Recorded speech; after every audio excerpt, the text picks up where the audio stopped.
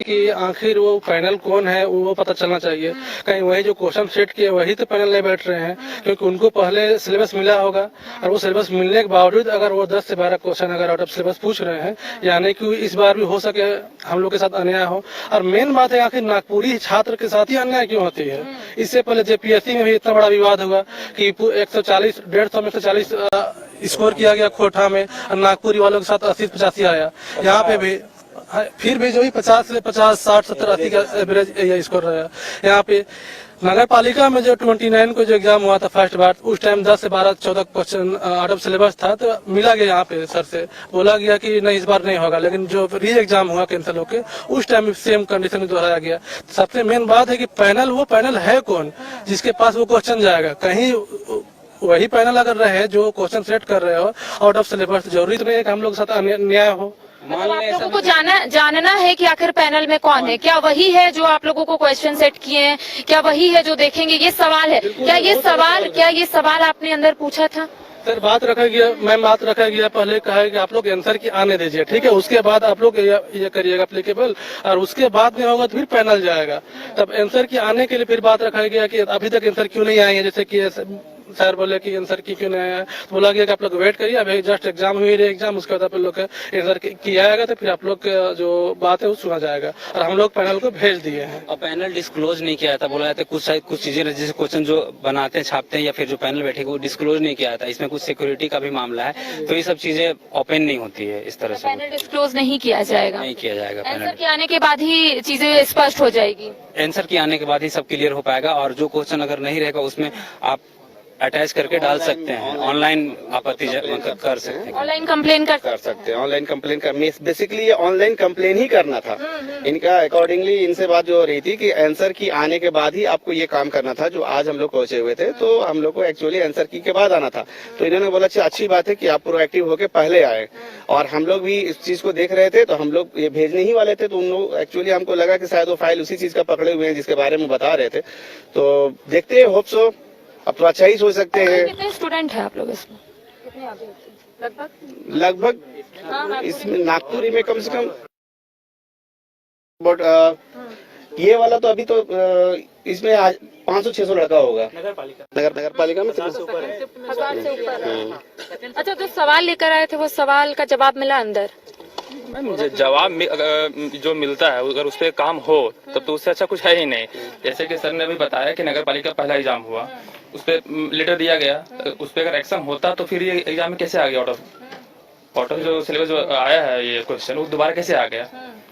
तो जो अभी 1 महीने के बाद जो हम लोग को डेट मिला है सीजीएल का, मेन कंसर्न उसका भी है हम लोग को, जो कि इतना बड़ा एग्जाम है पूरे मान लीजिए कि 6.5 लाख कैंडिडेट्स में कम से कम 30% नागपुरी, उसमें फिर क्या होगा। और अभी तक आप बोल रहे हैं कि हाँ आंसर की रिलीज होने के बाद आप लोग को आना चाहिए, तब हम लोग तब तक क्या करें। फिर जो पढ़ाई हम लोग को करना है नागपुरी का, एक नागपुरी अस्मिता के अस्तित्व का भी सवाल है। जहाँ तक बात की जाए ना कि एक नागपुरी क्षेत्र के रहते हुए हम लोग को कि ये चाहती ही नहीं है, चाहे आयोग में जो भी क्वेश्चन को पैटर्न को तैयार करता है, चाहती ही नहीं कि नागपुरी लोगों को भी नौकरियां मिले। नहीं तो इससे पहले भी तो पीजीटी में 40 क्वेश्चन का ऑब्जेक्शन हुआ था, आयोग कह रहा है 22 क्वेश्चन को हम सॉल्व करेंगे, तो उसमें भी तो 18 क्वेश्चन गया ना रसातल में।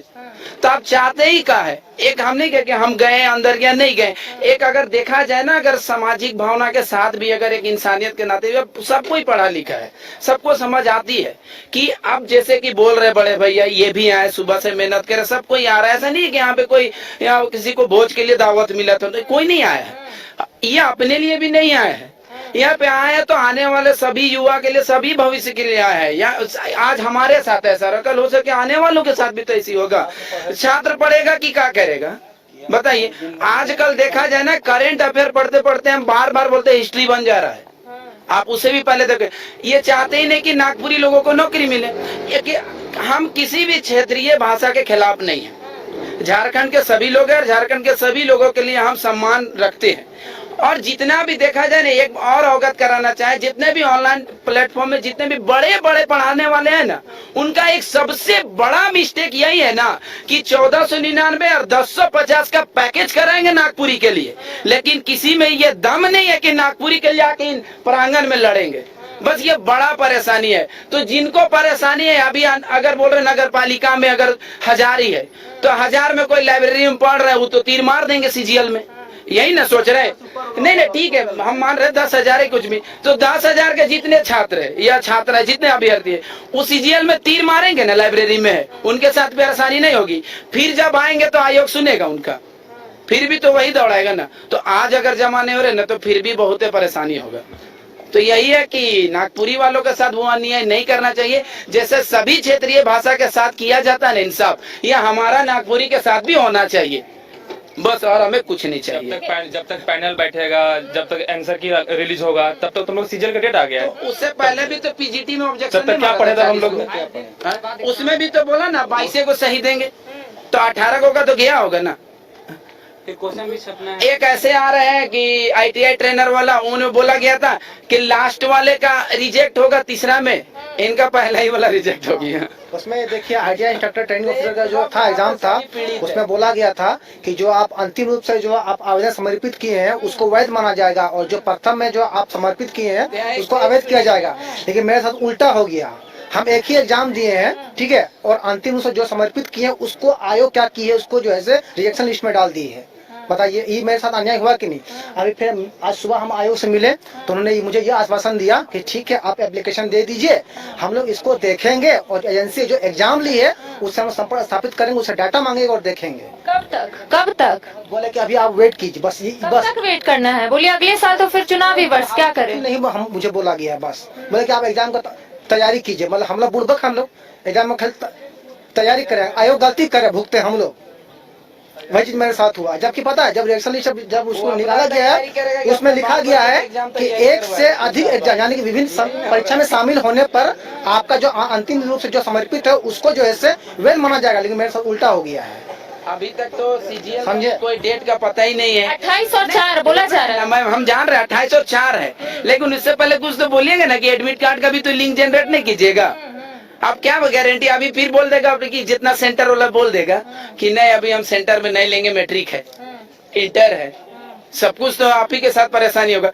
फिर उनमें का नागपुरी का विषय नहीं रहेगा, तो आउट ऑफ सिलेबस वहाँ भी रहेगा ना। तो देखिए लगातार ये तस्वीर हम आपको दिखा रहे हैं जेएसएससी कार्यालय के समक्ष की, जहां पर कई अभ्यर्थी एक बार फिर से शिकायत लेकर पहुंचे हैं। नगर पालिका सेवा संवर्ग परीक्षा में जो नागपुरी भाषा का पेपर है उसमें आउट ऑफ सिलेबस क्वेश्चन पूछे गए हैं, जिसको लेकर कई सवाल लेकर ये लोग यहाँ पर पहुंचे थे। अधिकारी से इनकी मुलाकात हुई है, सचिव से इनकी मुलाकात हुई है, तमाम सवाल उनके समक्ष रख दिए गए हैं। उनका कहना है कि पैनल बैठेगा और उसके बाद रेक्टिफाई की जाएगी कि आखिर गलती कहाँ हुई है। लेकिन सबसे बड़ा सवाल ये उठता है कि आखिर ये जो समस्या उत्पन्न हो रही है, ये समस्या कब खत्म होगी, कब आयोग की ओर से बड़ा फैसला लिया जाएगा, क्या कुछ होगा ये तो आने वाला वक्त बताएगा। लेकिन देखिए कि कैसे अभ्यर्थी जो है वो काफी परेशान चल रहे हैं, सवाल लेकर यहाँ पर जरूर पहुंच रहे हैं, लेकिन सवाल का जवाब तो मिल रहा है लेकिन अभ्यर्थी संतुष्ट नहीं हो रहे। अब देखने वाली बात होगी कि आयोग की ओर से क्या कुछ ठोस कदम उठाए जाते हैं। फिलहाल मुझे और सहयोगी नूतन को दे इजाजत, नमस्कार। बिहार झारखंड की ताजा तरीन खबरों के लिए देखिए न्यूज बाइस्कोप। अब जियो टीवी और जियो सेटअप बॉक्स नंबर 1475 पर भी उपलब्ध। इसके अलावा तमाम सोशल मीडिया प्लेटफॉर्म पर भी देखिए न्यूज बाइस्कोप। बिहार में सिटी की बिहार झारखंड की ताजा तरीन खबरों के लिए देखिए न्यूज बाइस्कोप। अब जियो टीवी और जियो सेटअप बॉक्स नंबर 1475 पर भी उपलब्ध। इसके अलावा तमाम सोशल मीडिया प्लेटफॉर्म पर भी देखिए न्यूज बाइस्कोप। बिहार में सिटी केबल पर 232 में देखें लेटेस्ट खबरें, साथ ही मोबाइल पर डाउनलोड करें न्यूज बाइस्कोप ऐप। खबरों के लिए देखिए न्यूज बाइस्कोप। अब जियो टीवी और जियो बिहार झारखंड की ताजा तरीन खबरों के लिए देखिए न्यूज। लंबे समय के बाद